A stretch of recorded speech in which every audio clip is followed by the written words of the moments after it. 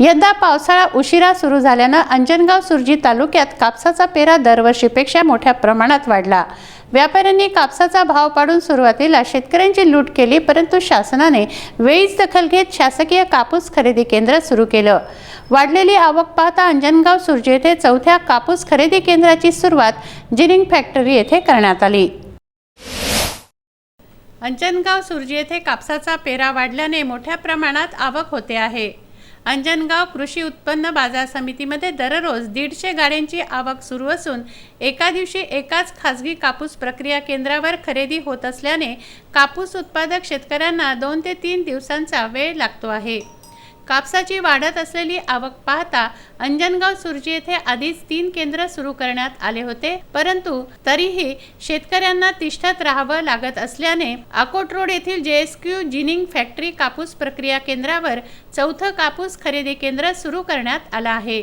शहरात 4 ठिकाणी केंद्र सुरू झाले असले तरी कापसाची ग्रेडिंग करणारा ग्रेडर एकच असल्याने बाजार समितीतील वाहनांची गर्दी मात्र कमी होताना दिसत नाही। त्यामुळे किमान 2 ग्रेडर असावे अशी मागणी शेतकऱ्यांमधून होत आहे।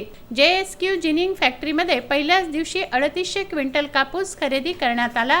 कापूस विक्रीसाठी शेतकऱ्यांनी येथे गर्दी केली। JSQ जिनिंग फॅक्टरीमध्ये उद्घाटनाचे वेळी फॅक्टरीचे मालक शहजाद कुरेशी, अंजनगाव सुर्जी कृषी उत्पन्न बाजार समितीचे सभापती अरुण खारोळे, माजी सभापती संजय रोहणकर, नगराध्यक्ष कमलकांत लाडोळे, नगरसेवक व कृषी उत्पन्न बाजार समितीचे सदस्य रहीम भाई पहलवान, इकबाल कुरेशी, नगरसेवक मोहम्मद न्याज सेठ, आशू राठी, प्रवीण नेवाडे यांच्यासह तालुक्यातील प्रतिष्ठित नागरिक उपस्थित होते।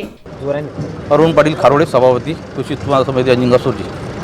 शासनाचा आदेश आहे की महाराष्ट्रात कापूस कोणत्याही सेंटरला विकला गेला पाहिजे।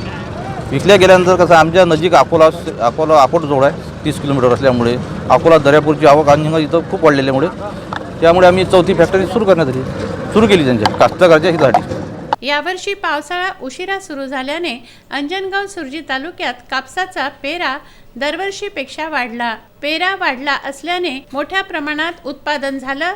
व्यापाऱ्यांनी कापसाचे भाव पाडून सुरुवातीला शेतकऱ्यांची लूट केली, परंतु शासनानं वेळीच दखल घेत शासकीय कापूस खरेदी केंद्र सुरू केली। मी प्रवीण मधुकरराव थोरात, कापूस उत्पादक पणन महासंघातर्फे ते काम पाहते अंजनगाव केंद्रावर।